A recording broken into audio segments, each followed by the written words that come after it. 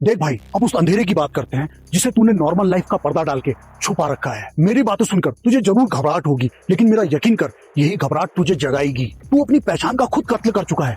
बचपन में तू था, और फिर स्कूल, कॉलेज, समाज और इंटरनेट ने तुझे एक प्रोडक्ट बना दिया। आज तो जो कपड़े पहनता है, भाषा बोलता है, सपने देखता है, वो तो तेरे है ही नहीं। वो तो बस एक इंस्टॉल्ड सॉफ्टवेयर है। तू तो बस एक कॉपी की कॉपी है।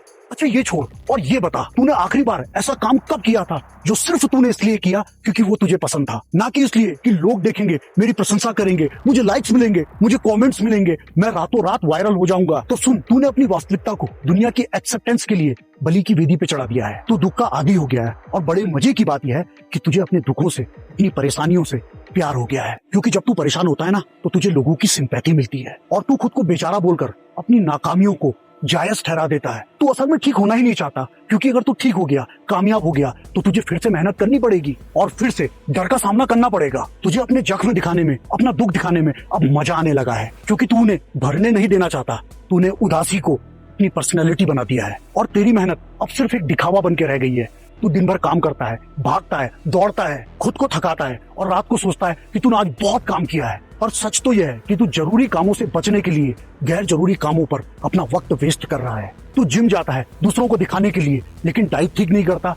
तू इम्प्रेस करना चाहता है दूसरों को किताबें खरीदने से, लेकिन तू इन किताबों को पढ़ता नहीं। तू ऑफिस जाता है पर वो आइडिया शुरू ही नहीं करता जिसके लिए तू बना था। तू खुद को बिजी शो करता है ताकि तू उस गिल्ट से बच सके जो गिल्ट तेरे अंदर चित्कार करता है। और सबसे भयानक सच तो यह है कि तू सिर्फ एक रिप्लेसमेंट है, क्योंकि अगर तू मर गया तो कल तेरी जगह में कोई और बैठा होगा।